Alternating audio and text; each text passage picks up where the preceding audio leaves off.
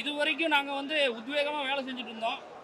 இதுக்கு மேலே அதை விட மிகப்பெரிய வேகத்தில் வேலை செய்ய போகிறோம். அந்தளவுக்கு தளபதி எங்களை ஊக்குவிச்சிருக்காரு.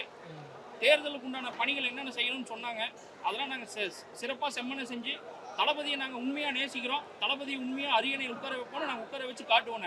2026 தளபதி முதல்வர் ஆக்குவோம். ஓகே, தளபதி ஒரு வார்த்தை கேட்டாருங்க, உண்மையாக எல்லோரும் ஒர்க் பண்ணுவீங்களான்னு. இது வரைக்கும் உண்மையாக ஒர்க் பண்ணோம். இதுக்கப்புறம் ரொம்ப ரொம்ப ரொம்ப உண்மையாக ஒர்க் பண்ண போகிறோம். எங்கள் உயிரை கூட கொடுத்து தளபதியை ஜெயிக்க வைப்போம். அந்தளவுக்கு நாங்கள் ஒர்க் பண்ணி தளபதியை தலைவரோட அரியாதத்தில் உட்கார வைப்போம். எங்க வேலைகள் கட்சி ஆரம்பிச்சதுலேருந்து இது வரைக்கும் தளபதி என்ன சொல்கிறோம் அதை செஞ்சுட்டு இருந்தோம். சோர்வு இல்லாமல் எல்லா கட்சி வேலைகளையும் எல்லா டைமுங்க எங்கள் கட்சி நிர்வாகிகள் மேல்மட்டத்திலேருந்து கீழ்மட்ட நிர்வாகிகள் வரைக்கும் எல்லாமே செஞ்சுட்டு இருந்தோம்.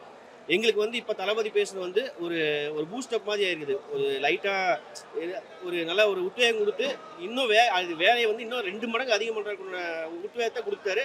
கண்டிப்பாக கடைசி வரைக்கும் தளபதி அந்த அரியணையில் உட்கார்க்கணுன்ற வேலையை எங்கள் நிர்வாகிகளாகட்டும் நாங்களாகட்டும் மக்களாகட்டும் எல்லாமே கண்டிப்பாக முயற்சி செய்வோம்.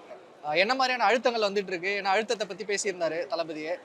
படத்துல கூட அழுத்தம் சந்திக்கிறாங்க. தளபதிக்கு இல்லாத அழுத்தமா? அவர் சொன்ன மாதிரி 30 ஆண்டு காலமும் அழுத்தத்தில் தான் இருக்காரு. இருந்தாலும் மக்கள் சப்போர்ட்ல இருக்காங்க. ஆமா, நம்ம வெற்றி அடைஞ்சு வர்றாரு, ஃபேஸ் பண்ணிட்டு வர்றாரு. என்ன அழுத்தம் இருந்தாலும் அது எதிர்க்கலான்ற முடிவில் தான் இருக்கோம். எங்களை ரசிகர்களாக நினைச்சிட வேணாம், நாங்கள் தொண்டர்களாக மாறி ரொம்ப நாள் ஆச்சு. அதனால அந்த பயம் எங்களுக்கு இனிமேல் இல்லை. எந்த கட்சியாக இருந்தாலும் எதிர்க்கலாம் முடிவு பண்ணிட்டோம்.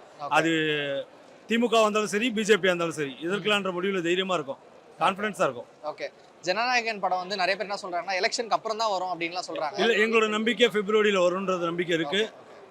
படம் வர அன்னைக்கு தான் எங்களுக்கு பொங்கல் தீபாவளிலாம், அது வரட்டும். இப்போதைக்கு கட்சி வேலையை பார்க்குறோம். ஓகே ஓகே, ரொம்ப நன்றி.